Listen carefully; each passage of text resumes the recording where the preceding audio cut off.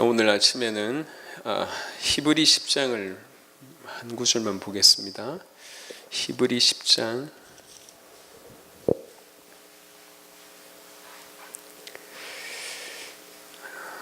22절입니다. 우리 히브리 10장 19절과 20절은 항상 알고 있는 중요한 구절이잖아요. 그 바로 다음에 있는 22절에 우리가 마음의 뿌림을 받아 악한 양심으로부터 벗어나고 몸은 맑은 물로 씻음을 받았으니 참 마음과 온전한 믿음으로 하나님께 나아가자. 아멘. 요거 제대로 이해하고 우리가 이렇게 좀 살아야 되겠습니다. 먼저 좀 설명을 좀 드리면, 우리가 마음의 뿌림을 받았다라고 얘기합니다. 이 뿌림은 여러분 이렇게 지금 19절 20절부터 쭉 나와져 있는 내용입니다. 이 뿌림은 피 뿌림을 얘기하는 겁니다. 구약시대의 제사장들이 피를 뿌림으로 모든 곳에서 정결케 되는 일이 일어났습니다. 참고하시고 이게 체크해 두시고요. 출애굽기 29장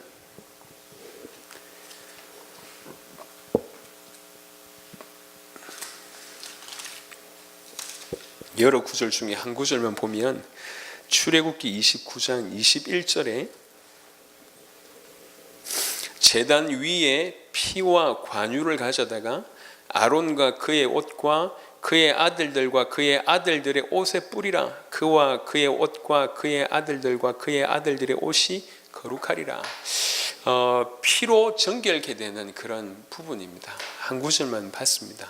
이 피 뿌림이 어디에 지금 일어나냐면 우리 마음에 이런 피 뿌림이 일어났다는 거예요.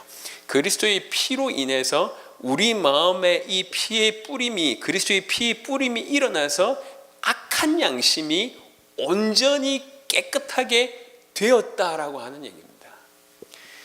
양심은 선한 것입니까? 맞습니다. 하지만 양심은 악합니다. 하나님을 떠난 이후에 그 양심이 이렇게 악한 양심으로 자리 잡고 있습니다. 양심의 순기능이 있는데 그 양심이 무너져 있음을 여기에서 밝히고 있습니다. 우리가 마음의 뿌림을 받아 악한 양심으로부터 벗어나고 라고 얘기합니다. 악한 양심으로부터 벗어나고. 그러니까 그리스도께서 우리에게 오셔서 이 그리스도로 말미암아 우리에게 주어진 이 은혜가 얼마나 놀라운지 모릅니다. 사실은 영적으로 또 법적으로 볼 때는 너무 엄청난 일이 일어납니다. 우리가 느끼기에는 별 차이가 없을 수도 있습니다. 별 차이가 없을 수도 있는데 우리 사실은 법적으로 일어나는 일들은 굉장히 큽니다. 지난 예를 들었지만 우리는 보통 서민들은요, 이제 어떤 대통령이 되는지에 대해서 피부로 별로 안 다가옵니다. 그런데 이제 사업을 하시는 분들이나 아니면 그 외에 많은 분들은 조금 더 피부로 어떤 사람이 되느냐에 따라서 많이 차이가 납니다. 못 느낄지만 실제로 많은 변화가 일어나거든요. 하물며 나라의 대통령이 한 명 서도 그런 법이에요. 그리스도께서 우리 안에 들어오셨단 말이에요. 십자가와 부활의 능력으로 우리 안에 임하셨습니다. 그 십자가의 피가 우리에게 효력을 발휘하기 시작했습니다. 이 십자가의 피는 모든 죄를 영원히 완벽하게 단번에 해결할 만한 능력이 있습니다. 법적으로, 영적으로, 또 사실적으로 그렇습니다. 그 피 뿌림으로 말미암아 일어난 것 중에 하나가 뭐냐면 내적인 정결이 일어났다는 거예요. 깨끗함이 일어났다는 거죠. 악한 양심으로부터 벗어나는 일이 일어났다는 거예요. 우리는 벗어날 수 없었는데 예전의 율법으로, 예전의 약속으로는 그 악한 양심으로부터 못 벗어났는데 악한 양심으로부터 벗어나는 일이 그리스도 예수의 이름으로 일어났다는 거예요. 이게 첫 번째고, 두 번째는 마음은 그렇고요, 몸은 맑은 물로 씻음을 받았으니 라고 하는 건데, 이거는 그냥 단순히 어떤 밖에 묻은 더러운 거 이렇게 깨끗하게 씻었다는 표현을 뜻하는 게 아닙니다. 요거는 궁극적으로 뭘 얘기하냐면 그 내적인 정결로 말미암아 이것이 밖으로 나타난 세례를 뜻합니다. 물로 세례받는 그것을 이렇게 표현했는데요. 여기 맑은 물이라고 하는 표현은 에스겔 말씀을 한번 보겠습니다. 에스겔 36장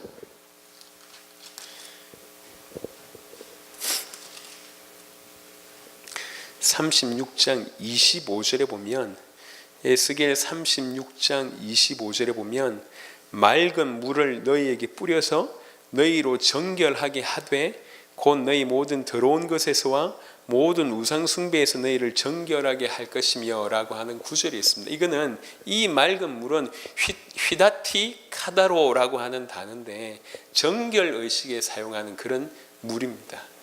정결 의식에 사용하는 물로 너희를 깨끗하게 했다라고 하는 이 표현으로 볼 때 이것이 세례를 뜻한다는 거죠.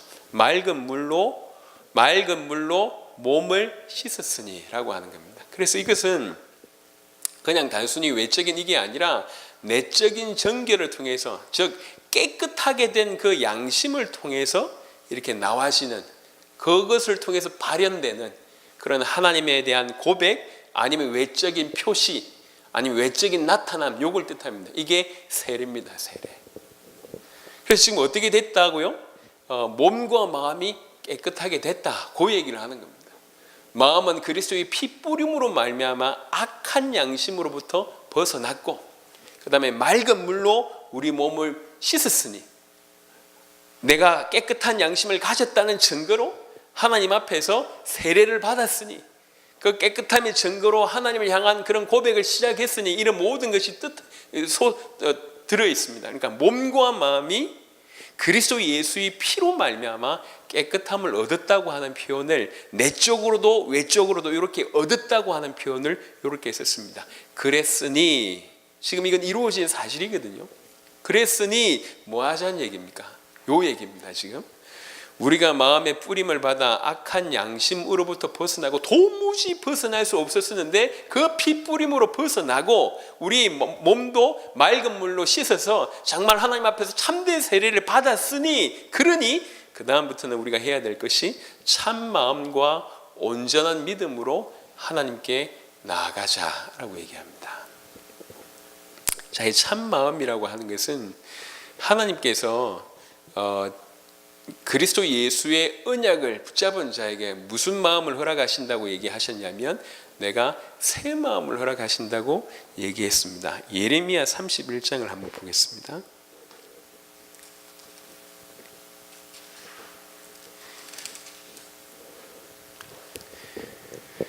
예레미야 31장 33절, 여러 군데 나와 있지만 이 구절만 지금 언급하겠습니다. 예레미야 31장 33절, 그러나 그날 후에 내가 이스라엘 집과 맺을 언약은 이러하니 곧 내가 나의 법을 그들의 속에 두며 그들의 마음에 기록하여 나는 그들의 하나님이 되고 그들은 내 백성이 될 것이라 여호와의 말씀이니라 라고 얘기합니다. 하나님의 법을 우리 마음속에 기록한다고 얘기합니다. 이 새 언약이 우리에게 와서 새 마음으로, 이 굳은 마음을 제거하고 부드러운 마음으로, 새 마음으로 우리에게 주어진 바 되었습니다. 바로 그 마음을 얘기합니다. 참 마음이라고 얘기한 것은 단순한 조금 진실된 마음을 넘어서서 그리스도와 연합되어졌을 때 주어진 바로 그 새 마음, 그 진실된 마음, 그리스도의 피로 깨끗해진 양심, 그게 새 마음이고 참 마음입니다. 요거 가지고 하나님께 나아가자는 거죠. 또 하나는 참 마음과 온전한 믿음으로 나아가자. 온전한 믿음이라는 표현은 두 가지 정도로 해석을 사람들이 이해할 수 있는데, 그런 거죠. 내가 믿음이 약한데 이 믿음이 온전해져야 된다라고 하는 표현의 온전한 믿음. 그러니까 믿음이 있는데 내가 좀 부족한데 이게 좀 온전해져야 되겠다라고 하는 이 온전한 믿음이 있다면, 또 하나는 믿음의 종류가 많아요. 누굴 먹고 뭘 믿고 많은 믿음이 있는데 전부 가짜 믿음이야. 그 중에 참된 믿음, 온전한 믿음이 있다는 거예요. 이 두 가지 차이를 아시겠죠? 예, 요거는 지금 후자를 뜻합니다. 온전한 믿음, 뭘 믿냐 말이요? 복음을 믿는다는 거예요.